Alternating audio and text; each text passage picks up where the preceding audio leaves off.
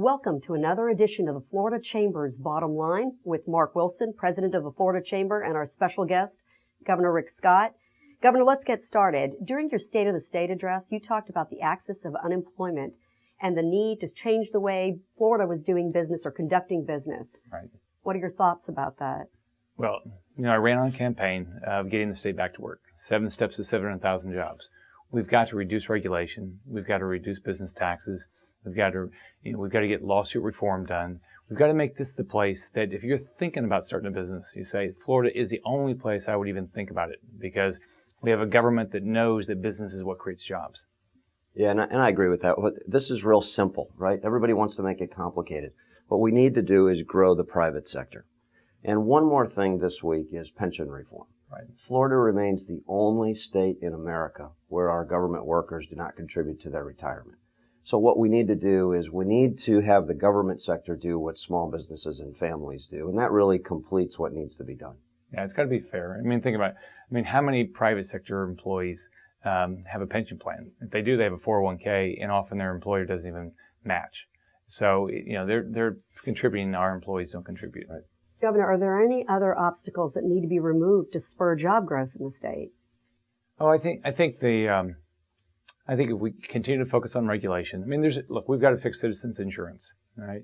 We've got to get lawsuit reform done. We have to reduce regulation. I put a freeze in regulation. And then we've got to think about how we invest our dollars. As you know, we took some money and invested more money in the Miami port to make sure that everyone's going to know we're going to be the shipping capital for the East Coast. And economic development, I know that you have a plan to restructure the way the state does business again. Can you outline your plan to us? Sure. I brought in a great guy, Gray Swopes. He ran economic development for Haley Barbour. And what we've got to do is we've got to organize it so it works together. So whether it's community development or economic development or workforce development, we need to have one person responsible for all of it, so we don't slow things down. There's one cohesive program. Yeah, I think that's right. I think that really Florida has a 20-year-old economic development plan. Mm-hmm. And the days of being cheap and just growing, those days are over. So now what Florida has to do is we're competing with other countries, right? Remember, if Florida were a country, we'd be the 20th largest economy in the world. But Florida's become slow and complicated. On our way to top 10. And so we're going to return back to the #1 job creator in the country. That's right. And by having Gray Swoop head all of economic development and all of the public-private partnerships, it's the right way to go. Governor, one of your commitments was to pick up that phone and call companies, urging them to either come to the state, move to the state, or expand their operations. How's that going, and how does that tie into trying to get our 1 million unemployed Floridians back to work? I'm doing it every day. People want to move to Florida. They wanted to do business in Florida. This is a great place, and we're on our way we'll be in a top 10. But anywhere I'm talking with people in the United States or another country, they have an interest. And like Mark said, we are competing. We're competing with 49 other states in a variety of countries now, because in the past, people didn't want to invest in another country like Panama. I was down there taking a lot of business leaders down there and people involved in our ports a couple weeks ago. They have almost no unemployment because they made it easy place to do business. And Americans are investing down there. Dell has 2,000 jobs down there. Caterpillar's moving jobs out of Florida down there. So we're competing, but what we're doing with economic development restructuring is going to help us a lot. Right. Let's talk about the teacher bill. Obviously, we need an educated workforce. We need to graduate students. We need to keep them in the state of Florida, and they need to be able to compete in the global marketplace. Talk to me a little bit about the bill. That was the first bill that you signed. This is exciting. Education is going to be 100% for the benefit of kids.